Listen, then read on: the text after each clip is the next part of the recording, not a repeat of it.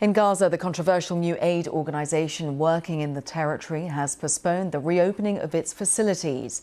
The Gaza Humanitarian Foundation, which is backed by the US and Israel, closed its aid distribution centres on Wednesday after a series of incidents during which dozens of Palestinians were shot dead trying to access them. The United Nations and other aid organisations continue to press Israel to allow them into Gaza to deliver aid, which they say have been sitting on the border ready to go in. While at the same time, the US has vetoed a UN Security Council draft resolution calling for an unconditional and permanent ceasefire in Gaza. A lot to discuss. We can talk to Hussein Haridi, Egyptian ambassador and former assistant foreign minister for Egypt. Sir, welcome. We've just been speaking to a representative for UNICEF who says that this Gaza Humanitarian Foundation just does not meet humanitarian principles that provide proper and dignified aid distribution. What is your assessment of this new foundation? Well, I get the suspension of the activities of this organization, the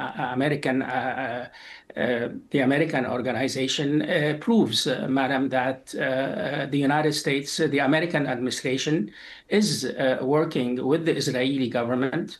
And the talk or these reports, press reports, that there are disagreements between the American administration and the Israeli government under Mr. Netanyahu are not quite accurate. I guess we after the American veto yesterday to a draft resolution before the Security Council of the United Nations, I guess that's further proof that the position of the American administration is aligned with the Mr. Netanyahu's government.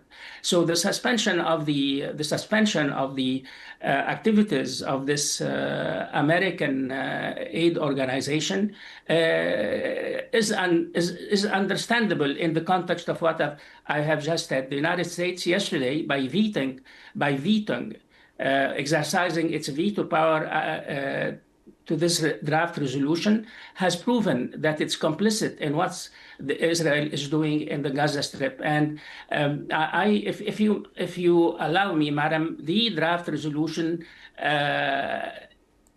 called for the release of the hostages, but in the meantime called for the immediate cessation of hostilities and an unconditional ceasefire, and with the unconditional access of humanitarian aid to Gaza Strip. And the act of vetoing this draft resolution means that the United States really is supporting all the objectives of the Israeli government in the Gaza Strip. And any talk about the dire humanitarian situation in Gaza on the part of the American administration really does not hold water, madam. It is quite the accusation, sir, to say that the US is complicit in what Israel is doing in Gaza. If the United States were to say to you, look, we are just trying to facilitate a ceasefire agreement, and yes, you point to their vetoing of that resolution, which also included a clause calling for unrestricted aid to get in. If they say that they just simply want a ceasefire, how do you respond to that? Because, like I say, to suggest that the US is complicit in what Israel is doing is a really strong accusation. Well, madam, the proof is the veto yesterday.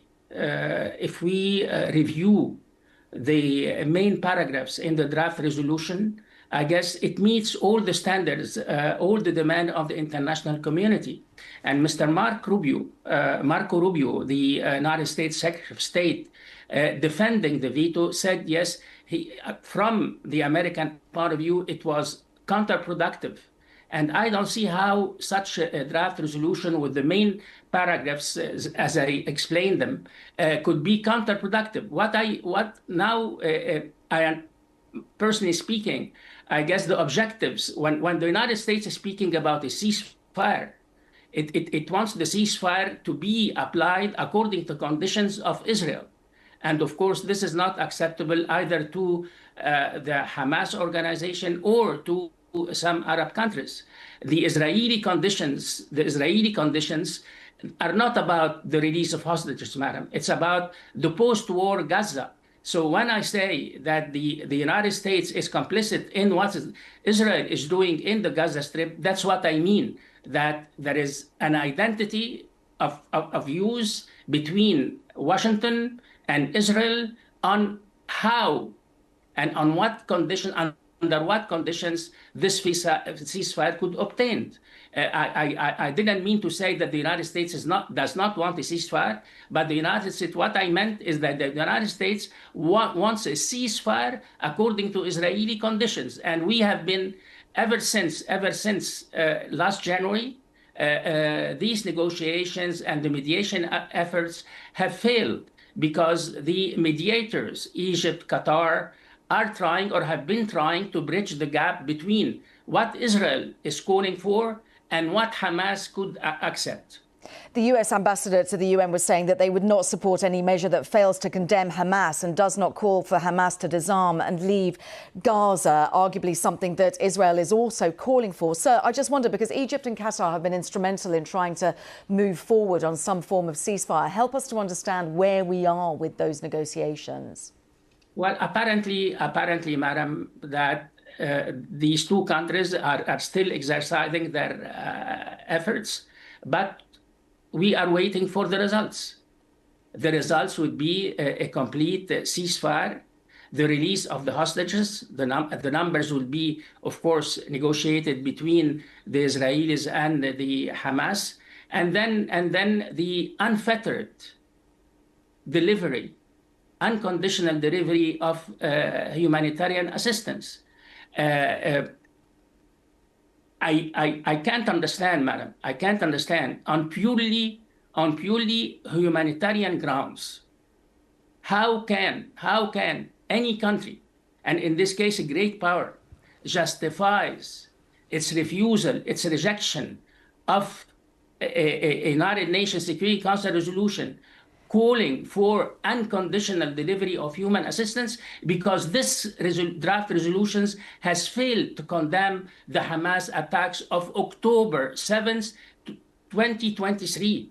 There is a very dire humanitarian situation in the Gaza Strip. And yesterday, I was following on the BBC the interview by the chief of the International Red Cross, in which she said, and I'm quoting her, she said that the situation in Gaza is hell on earth. What? Can't we stop on purely, madam, humanitarian basis? Can't we stop what's going on in Gaza now? 2 million people are starving to death. A dire situation, but just in a sentence, because this is always the bugbear, what happens to Hamas? Madam, there is an Egyptian initiative that was approved by the Arab world, by the Muslim countries, and by the leading European powers. And it has stated, although implicitly, that in the post-war Gaza, Hamas won't have any role. That is very clear. Hussein Haridi, Egyptian ambassador, former assistant foreign minister for Egypt. Thank you very much for your clarity. Thanks for having me, madam.